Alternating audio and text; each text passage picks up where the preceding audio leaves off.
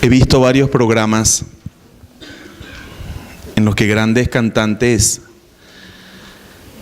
cuando le están haciendo homenajes, ya con el cuerpo desgastado y la voz temblorosa, vuelven a cantar. Y será por el gusto de uno, por estas cosas, uno siente una emoción especial al escucharles en esa etapa de la vida, después de haberles escuchado antes, con una voz potente, con unas facilidades para los registros, la canción, el fraseo y tantas cosas. Y uno se sorprende de cómo cantan luego que son ancianos. Y algunos no imaginarían quiénes fueron, cómo cantaron, porque no les escucharon. Hoy vamos a revisar el canto de un anciano. Ese anciano se llama Simeón. Era sacerdote. Es decir, su trabajo era estar en el templo para ministrar la adoración a Dios, lo tocante a las ofrendas, a las oraciones, a la alabanza al Señor. Simeón. Hubo un Simeón llamado así, hijo de Jacob. Hubo otro Simeón, por nombre se le puso a la tribu, en honor a ese hijo de Jacob o Israel. En algunas versiones a Pedro, en vez de Simón, se le dice Simeón. Pero hoy hablaremos de este anciano, un anciano, escúchenme esto. Porque lo que describe el canto de este anciano y distingue es que él esperaba la liberación del pueblo de Israel. Él aguardaba con esperanza. Lucas, capítulo 2, versículos 21 al 35. Era un anciano que pasó su infancia escuchando del Mesías. Era un anciano que tuvo su adolescencia y llegó a su juventud esperando que Dios iba a enviar a un libertador de Israel de sus opresores. Y fue un anciano que llegó a la mitad de la vida y llegó también a la senectud, al cenit de la vida, esperando cuándo vendrá este Salvador. Yo he dicho esto muchas veces y ahora lo repito: lo que usted hace mientras espera lo define.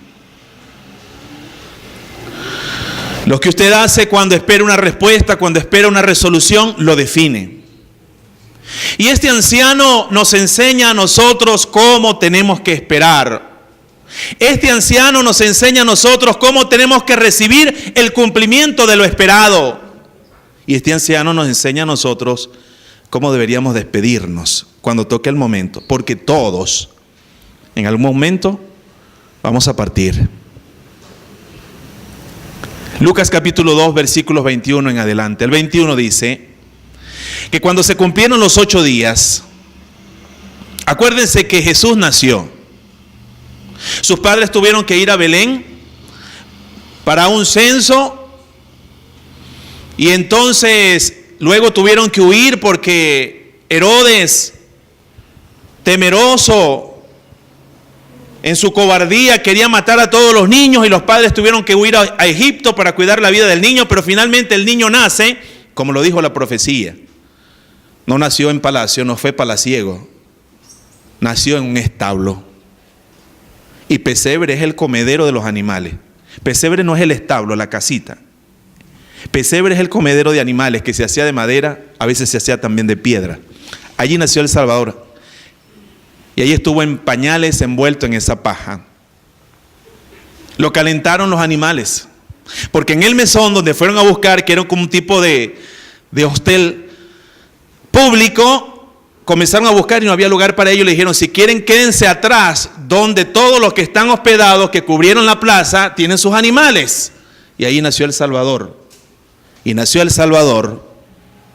Y dice el versículo 21 que cumplidos los 8 días, fueron a circuncidarlo y lo llamaron como Jesús, nombre que el ángel había indicado se le tenía que poner. El ángel dijo: y le pondrás por nombre Jesús. ¿Por qué? Porque ¿qué significa Jesús? Jesús es griego de Josué, hebreo, significa Salvador.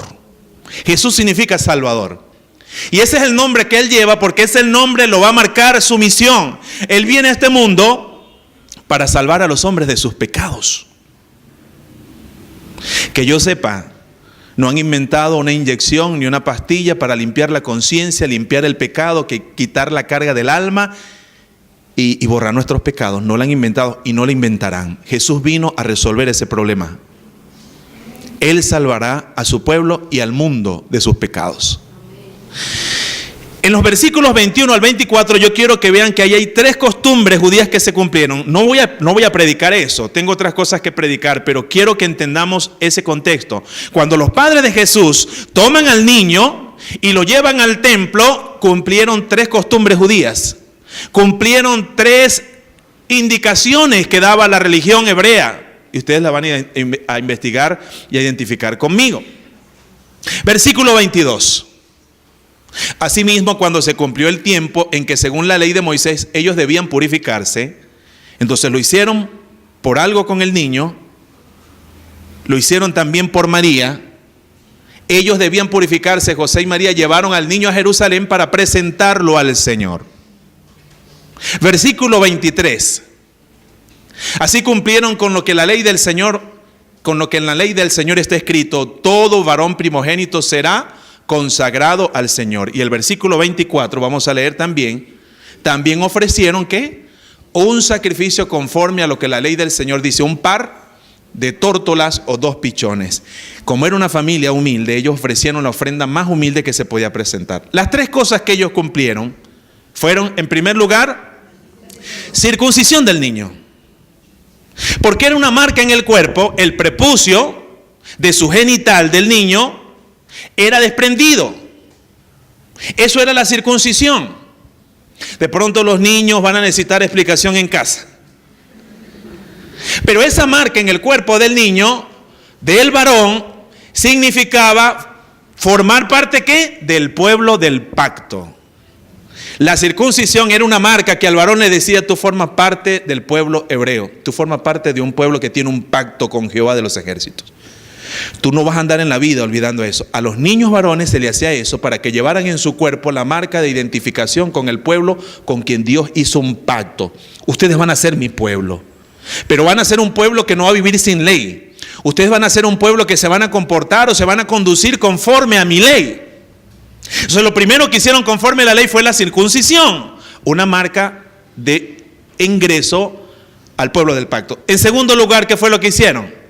Presentación del niño, como presentamos a Abril o como presentamos a todos los niños acá, porque era costumbre de los hebreos y especialmente a los varones, los primeros, ¿qué tenían que hacer? Llevarlos al Señor para presentarlos. ¿De dónde venía eso? Venía de una costumbre agrícola que se llama las primicias. Los hebreos tenían entre ceja y ceja y a nosotros los cristianos eso se nos ha olvidado. Por cierto, un paréntesis, deberíamos rescatar eso. Los primeros frutos de toda jornada del hebreo eran presentadas ¿a quién? Al Señor. Todavía conozco hermanos, especialmente en el interior, que el primer saco de maíz, la primera torta de no sé qué, todo lo primero en ellos establecieron como un principio: esto lo voy a dedicar para el Señor, porque lo primero tiene que ser para Dios, para recordar de quién viene la fuerza, de quién vino mi bendición, a quién me debo en la tierra y a quién quiero consagrar mi vida y todas mis cosas. Qué bonito. Ellos presentaban al niño como el primogénito diciendo: Señor, es el primero que abre mi vientre y mi matriz y lo queremos consagrar a ti. Y fue nuestro Jesús de Nazaret. ¿Cuál fue la tercera cosa que practicaron allí? La purificación de la mujer. Y de ambos me agrada la versión porque algunas solamente ponen a María a purificarse. Después de 40 días la purificación. Después de 8 días la circuncisión. Pero los dos se purifican de un estado que era más que todo una cuestión ceremonial. No tenía nada que ver con moral o valía de los seres humanos, sino que era una cuestión moral después de un proceso donde el cuerpo había tenido un trabajo especial. Ahora, esta historia no quiere hablar de costumbres judías. El centro de la historia no es lo que hacían los judíos cuando tenían un niño, no. El centro de la historia, ¿cuál es? Jesús y la razón por la cual Él vino a este mundo. Y ahí es donde comienza con el versículo 25. Ahí es donde entra Simeón. Porque Simeón, leemos el versículo 25, miren cómo lo identifica. La vida de Simeón parece marcada por el Espíritu Santo de Dios. En Jerusalén había un hombre llamado Simeón. ¿Era qué? Justo y devoto. Le voy a decir algo. Cada vez que la Biblia los pone juntos y usted dice, bueno, parece lo mismo. No es lo mismo. Justo tiene que ver que Simeón era una persona que trataba bien a los seres humanos. Es decir, en sus relaciones, en sus tratos con las personas, los trataba con justicia y con rectitud. Y devoto significa que tenía una relación recta, ¿para con quién? Para con Dios. Y yo decía, Señor, llegar a viejito con esa vida. ¿Cuál vida? Una vida que trata bien al ser humano y una vida que tiene una comunión santa y piadosa contigo. Yo quisiera esa vida de Simeón. Esa era la vida que él tenía. Pero la otra cosa que se dice de él no solo eran sus relaciones justas, horizontales, con los pares, y una relación santa para con Dios, sino que era una persona que vivía inflamado por una esperanza. ¿Cuál era la esperanza de Simeón? La redención de Israel.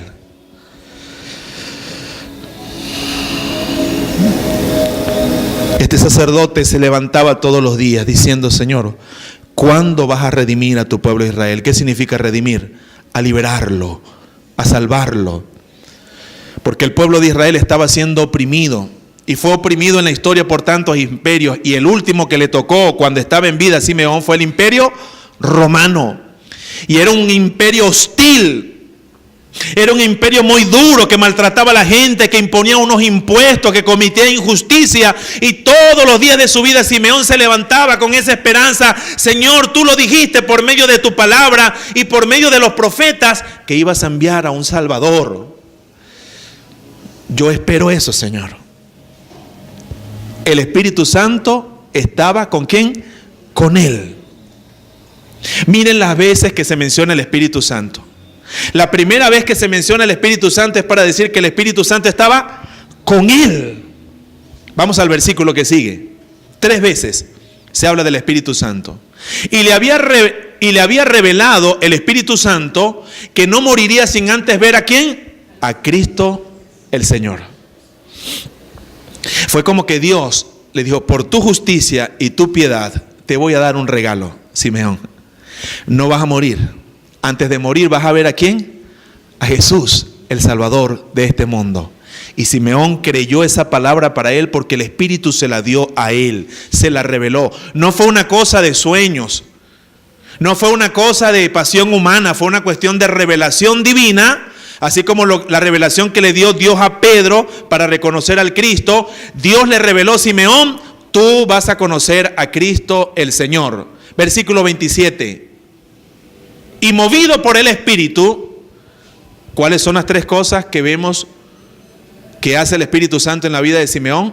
Primero, estaba con él en su vida, por eso es que era justo y piadoso. Segunda cosa, le reveló que no moriría. Y tercera cosa, lo movió al templo. Esa mañana el Espíritu Santo fue su despertador.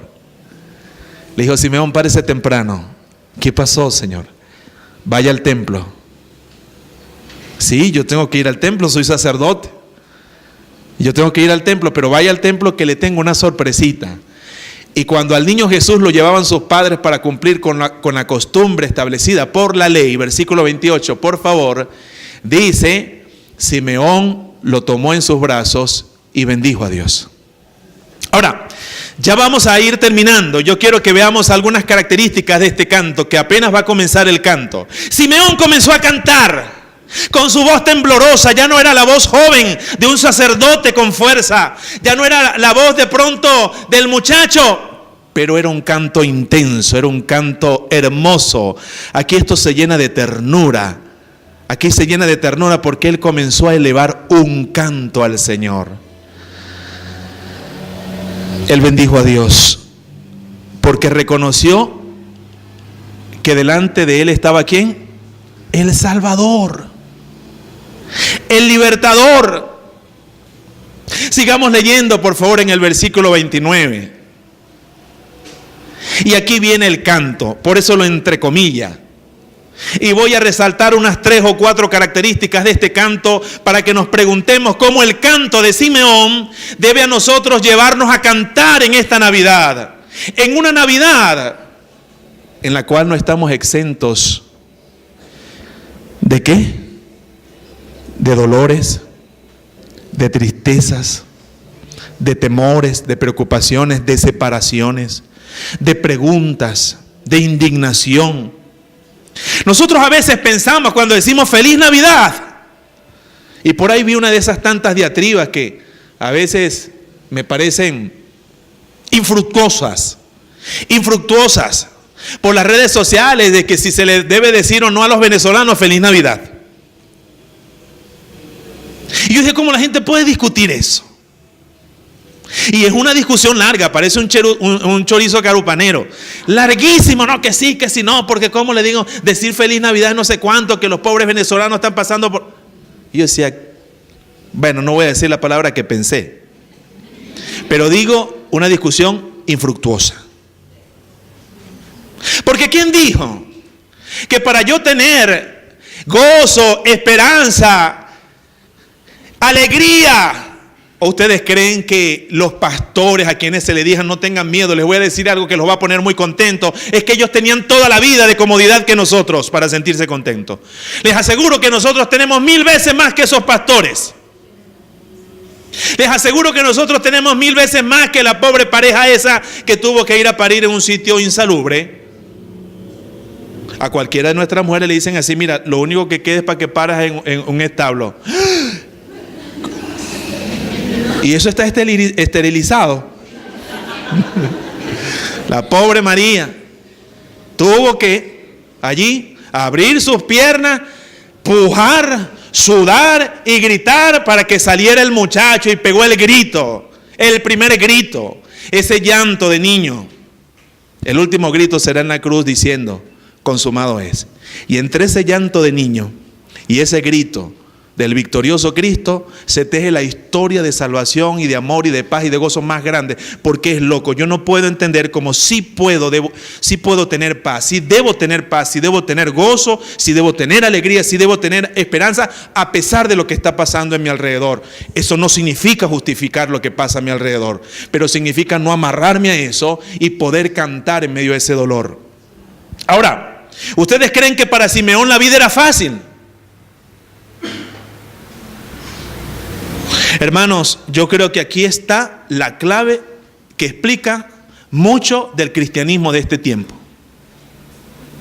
No sabemos lo que es gozarnos en el Señor. No sabemos lo que es gozarnos en el Señor. Y con vergüenza, para mi propia vergüenza lo digo. No sabemos cómo es cantar en medio de la opresión. No sabemos cómo es cantar de esperanza en medio de todo lo adverso. No lo sabemos. No lo sabemos. Porque eso es algo que brota de una fuente ¿qué? Espiritual. Eso no se explica humanamente. Si usted quiere vivir la vida cristiana en sus capacidades humanas, usted va a tener una vida con apellido cristiano, pero es una vida natural, humana. No es una vida que depende de la fuente del Espíritu, que depende de la fuente de la palabra, que depende de la obra del Cordero. Por eso es que nosotros debemos tener siempre gozo. Y eso es lo que nos distingue por amor del Señor. No tenemos una religión, no tenemos un sistema, no tenemos un líder humano. Nosotros no nos basamos por rito. Nuestra esperanza está en una persona que vino siendo Dios, se encarnó, se metió aquí para llenarme de una paz y darme un gozo que nadie ni nada me puede ¿qué? Robar ni quitar.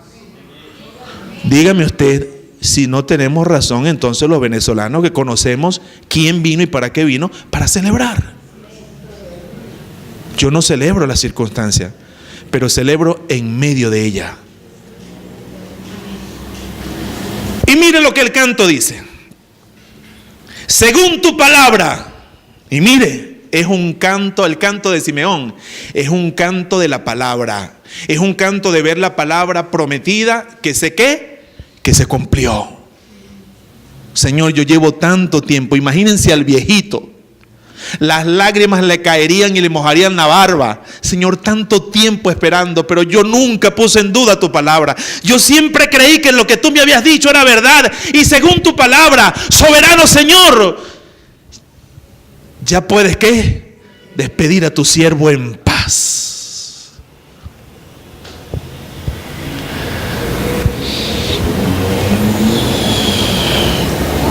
Un canto de la palabra, según tu palabra. Y es lo primero que quiero resaltar. El canto de Simeón nos recuerda que en Navidad debemos mantenernos en la palabra. Debemos creer la palabra de Dios. Debemos repetir la palabra de Dios. Debemos recordar las promesas de Dios. Es el canto de la palabra. Esta palabra que a nosotros se nos ha dado, inspirada por el Espíritu Santo, lo creemos. Una palabra que tiene la virtud y el poder de Dios para transformar vida y para dar una paz que el mundo no puede dar, como cantaba en ofrenda. No busque la paz verdadera en otro lugar, sino en aquel que es el príncipe de esa paz. Y que por la palabra usted puede apropiarse de esa paz. Yo le reto, no salga de este recinto, por favor, sin responder este reto. Le reto a que usted le diga al Señor, si esa paz es verdadera, si esa paz es verdadera, como lo dice tu palabra, dice, mi paz os dejo, mi paz os doy, yo no doy como el mundo la da. Yo quiero conocer esa paz. Yo hago un pacto con tu palabra para que esa paz sea una realidad en mi vida. Porque como hablaba en estos días con un hermanito que no lo ubico muy bien, me dice que está en Agua Blanca. Yo no sé si ustedes saben de qué es Agua Blanca, pero él le da 3 o 4 veces en el año por llamarme. Mis hermanos, Richard, yo lo saco por el acento, y este hombre es de Acarigua donde vaya, digo yo. Y mire, me acordé de usted, hermano Richard, y me provocó llamarlo, me dice. Y me provocó bendecirlo, hermano. Y me provocó darle esta palabra en el nombre del Señor. Entonces me lanza la palabra y yo lo escucho. Y en estos días me dijo, pastor, le voy a predicar a mi iglesia aquí en Agua Blanca de la paz. Porque mire, pastor, a mí me preocupa que hay muchos evangélicos que han perdido la paz, me dice. Se han dejado robar la paz, pastor. Y yo le digo, mira, tiene razón, hermano, predíquelo, hermano. Yo quiero hablar de la paz del Señor, me dijo él. Y yo le dije, sí, hermano. Porque la palabra del Señor, y volvemos al versículo, dice, según tu palabra, me puedes despedir en paz, me voy tranquilo, porque ya vi. Pero no es solo el canto de la palabra, el canto de Simeón es el canto de la soberanía del Señor. Y yo quiero aquí detenerme un poquito más. ¿Sabe por qué? Porque para Simeón no había nada que acontecía en el cielo que escapara ¿a qué? Al control, al designio y al propósito ¿de quién? Del Señor. Soberano Señor. La soberanía de Dios no es nada más una doctrina teológica abstracta para explicar y darse gusto tratando de lucubrar, ¿no? Que si la soberanía completa, que si no, la soberanía de Dios sí es un tema teológico, pero la soberanía de Dios es un estilo de vida, es un principio. Yo tengo que vivir todos los días de mi vida hasta llegar a ser viejo, creyendo que Dios es ¿qué? Soberano. ¿Qué significa que Dios es soberano? Usted me lo puede decir. Sinónimo de rey, pero Él está por encima de toda circunstancia que a mí me pasa. No hay nada que me pase a mí y a mi familia que Dios lo ignore, y no hay nada que me pase a mí y a mi familia que sea más poderoso y que esté por encima de Dios. Dios está por encima de todo. Y él cantaba la soberanía de Dios. Le tengo otro reto. ¿Por qué usted no se inventa su propio canto de Simeón? Invénteselo en la casa. Si le da pena porque lo están escuchando, usted no afina y no pega una, ni la rima, ni lo que sea, invéntese su propio canto. La primera estrofa es, haga una estrofa de la palabra y cántelo. Por eso me encantan los niños. Ustedes no ven a los niños inventando canciones. Y ellos inventan sus canciones y cantan sus cosas y la cantan, pero con una alegría de corazón. Eso es bonito. No hay nada más lindo que ver a un niño inventando una canción. Eso sale del alma de ellos. Invente una canción de la palabra en Navidad. Invente una canción de la soberanía de Dios en Navidad. A pesar de la opresión, a pesar de lo que sea, Señor, tú eres soberano. Tú eres soberano. Otra vez con vergüenza deberíamos decir: Señor, perdona a tu pueblo, porque vive como que si no adorara a un Dios soberano.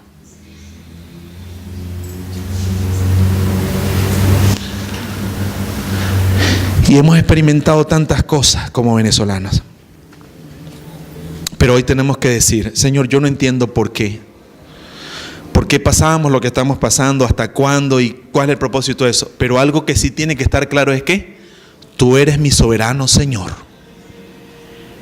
Mi propósito no lo dictan las circunstancias.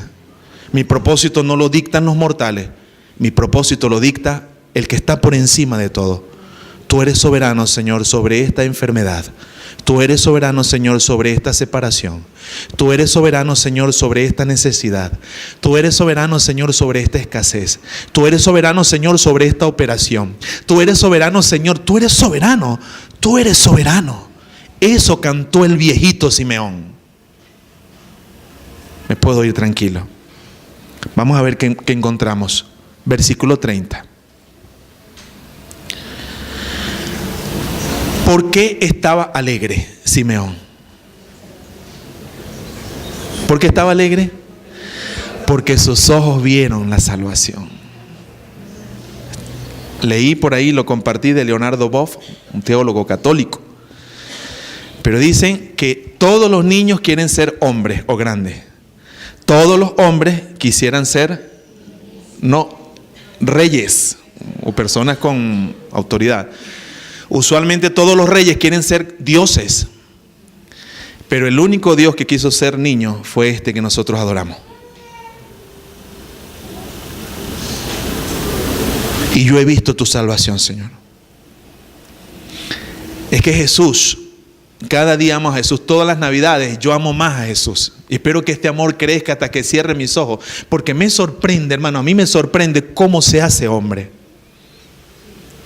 Hay una canción paraguaya que escribió alguien durante la dictadura en la cárcel. Él decía que siendo rey nace en pesebre, siendo el pan tuvo hambre, y siendo el sol y el lucero de la mañana nació en oscuridad.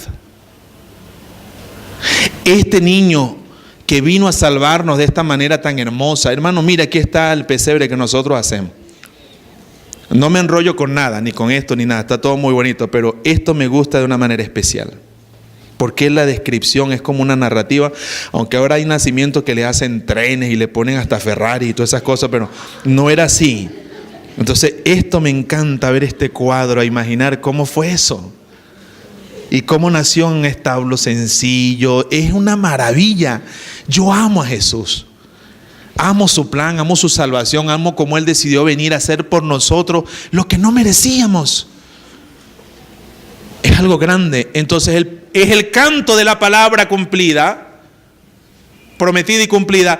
Es el canto de la soberanía del Dios de la historia, pero es también el canto del Dios de la salvación, del Señor que viene y que se mete para librarnos. Ahora quiero decir una cosa aquí y voy terminando. Alguien ha preguntado por ahí, ¿qué es la Navidad? Yo creo que esa no es la pregunta más importante. Creo que la pregunta donde los cristianos se atascan tiene que ver con qué salvación vino a traer ese Salvador nacido en Belén. Porque según algunos, ese Salvador vino para darnos un cupo espiritual, una salvación que se va a disfrutar, que yo puedo canjear más allá del sol. Pero esa salvación supuestamente no tiene nada que ver con mi vida física, con mi vida familiar. No, Él viene para sacarme de aquí y llevarme a un lugar. Y yo no lo veo así. Yo sí sé que Él vino para salvar mi vida de mis pecados. Yo lo creo. Yo sí sé que Él vino para reconciliarme con Dios, pero Él vino a salvarme de una vida sin propósito, de una vida de temor, de miedo a la muerte, de una vida de falta de paz. Pero Él también vino a darme una vida abundante que tiene consecuencias aquí y hasta la eternidad. La salvación que Cristo vino a traer no es un boleto que se hace efectivo solo en el cielo. Y entonces aquí estamos huyendo y amargados y buscando la manera, llévame pronto, el mundo es malo, me quiero ir. No. Él vino para que nosotros tengamos vida abundante. ¿Dónde? Aquí. Yo he venido para que tengan vida y para que la tengan ¿en qué? En abundancia. Una vida abundante desde aquí y hasta ¿dónde? Hasta el cielo, hasta la eternidad cuando estemos en su presencia. Señor, tú has traído la salvación. El versículo que sigue es una salvación no solo a la vista de Simeón, sino a la vista ¿de quién? De todos los pueblos. Y miren cómo en Navidad, por eso es que algunos hermanos se pelean que sí es pagano y sí es verdad. El 25 de diciembre tiene que ver con la celebración del solsticio de verano en las culturas romanas paganas. Eso es verdad. Ellos celebraban ahí el 25 de diciembre la fiesta a un dios que llaman el dios del sol. Eso es verdad. Y el cristianismo en la historia se plegó a eso por sus razones. Pero yo no estoy celebrando una celebración pagana. Yo no celebro una fecha, yo no celebro meramente tradiciones, comida, ni tampoco me pongo al servicio del mercantilismo. Pero sí aprovecho el momento en que la cultura trata de alguna manera de pensar en Jesús. Y yo les recuerdo por qué vino. Porque esta salvación es para que esté a la vista ¿de quién? De todos los pueblos de la tierra. Y en este tiempo, de alguna otra manera, la gente comienza a cantar ¿qué? Los villancicos y que si Jesús para acá. Y mucha gente en esta época llega a conocer el verdadero propósito de la venida del Salvador. Y Cristo nace en su corazón un diciembre, pero es una Navidad que se queda eterna. No es una Navidad, a estas luces son permanentes, pero hay unas luces que son intermitentes, como aquella y como aquellas. Bueno, aquellas son las intermitentes. Aquellas luces se prenden y se apagan. Hay gente que está alegre en diciembre, después de la Navidad. Y por eso es que ven la Navidad así como un espíritu, como una cosa así abstracta, como un espíritu que pasó y después se fue el espíritu y después volvió el espíritu en diciembre. Eso no es cristiano. No, que se le mete el espíritu a la Navidad como una cosa, ay, no, por ahí hay un espíritu, se me está metiendo un espíritu, una cosa, y todos estamos de Navidad, así como en contra de mi voluntad. O sea, no creo en Cristo, no lo amo, no me interesa su palabra, no quiero vivir, pero se me mete un espíritu. No tiene sentido. Como tampoco tiene sentido celebrar la primera venida y burlarse de la segunda. Entonces este Salvador ha traído una salvación a la vista de todos los pueblos. Versículo 32. Luz que iluminará ¿a qué? A las naciones. Y gloria de tu pueblo Israel, porque fue de allí, de donde nos mandaste, de donde nació ¿quién? El Salvador. Lamentablemente en su momento a lo suyo vino, ¿y qué pasa? Los suyos no le recibieron y todavía están buscando. Entró el Señor a Jerusalén llorando. Jerusalén, Jerusalén, ¿tú qué? ¿Que matas a quién? A los profetas. ¿Cuánto daré yo para que te des cuenta que hoy llegó la salvación y no te diste cuenta que te visitó? Y hay mucha gente así. No se da cuenta cuando el Señor viene, cuando el Señor los llama, cuando el Señor los toca y se les pasa la oportunidad. Vamos terminando. 33. El padre y la madre del niño, ¿cómo se quedaron? Maravillados por lo que él decía de él. Y aquí viene una profecía. Versículo 34. Simeón les dio su bendición y le dijo a María, la madre de Jesús, este niño está destinado a causar ¿qué? Caída y levantamiento de muchos en Israel y a crear mucha oposición. ¿Sabe lo que significa eso? María, tu hijo va a ser causa de contradicción. Jesús va a ser causa de contradicción. Vamos a ver un poquito más específicamente cuál es la contradicción. Versículo que sigue. A fin de que se manifiesten las intenciones de muchos corazones. Algunos con él se van a levantar y otros con él se van a caer, porque él va a demandar que la gente se decida cómo tiene que vivir. La mayoría quiere una religión sin que haya cambio de carácter. Solamente una religión que me dé bendiciones. Yo clamo, tú me das salud, tú me das el esposo, la esposa, el novio, la novia que quiero, tú puro dame, pero no tengo contigo compromiso. Y el Señor dice, eso no va a ser, este va a demandar compromiso. Y ese fue el que dijo, si alguno quiere venir en pos de mí, niéguese a sí mismo, tome su cruz cada día y sígame. Él va a ser causa de contradicción, pero aquí viene la espada. La profecía tenía otra parte y dice, en cuanto a ti, una espada te atravesará el alma. ¿Cuál era esa espada? Cuando María tuvo que ver a su muchachito con toda esa historia del ángel, del embarazo y todo lo demás. ¿Dónde? Colgado en una cruz, llevando el pecado del mundo. No hay madre aquí que comprenda eso. O puede que sí, pero fue un dolor muy grande. El viejo le dijo: te va a atravesar un dolor muy grande, María. Y ellos quedaron sorprendidos. Hemos visto hoy el nunc dimittis. Puedes dejar.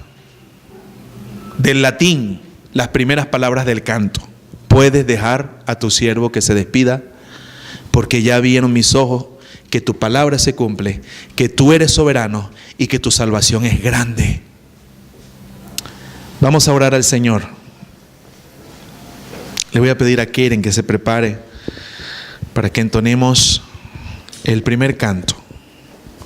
Recordando, por mucho tiempo busqué, dice la canción, por mucho tiempo he esperado, por mucho tiempo he orado. Algo especial, hasta que tú viniste a mi vida. Cantaré de tu amor, Señor, de ese amor de la cruz, de ese amor del pesebre, de ese amor que me limpia los pecados, que me justifica, que me perdona. Cantaré de tu amor. Y yo quiero invitar a todos que no salgamos de aquí sin hacer del canto del viejo Simeón nuestro canto. Señor, cantaré del amor de tu palabra. Tú eres soberano sobre mi circunstancia. Cantaré de tu amor de salvación. Y que haga una oración. Que haga una oración antes de salir de este santuario. Es mi exhortación, mi invitación, mi desafío. Yo quiero vivir diferente. Los días que me queden y hasta que me despida, que pueda al final despedirme en paz. Señor, muchas gracias. Gracias por tu palabra. Gracias por tu presencia. ¿Cómo no hemos de cantar? Afinemos o no afinemos.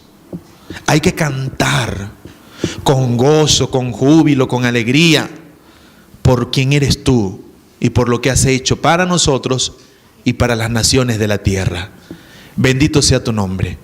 Ayúdanos a ser justos en nuestro trato a otros. Ayúdanos a ser piadosos para contigo mientras vivamos.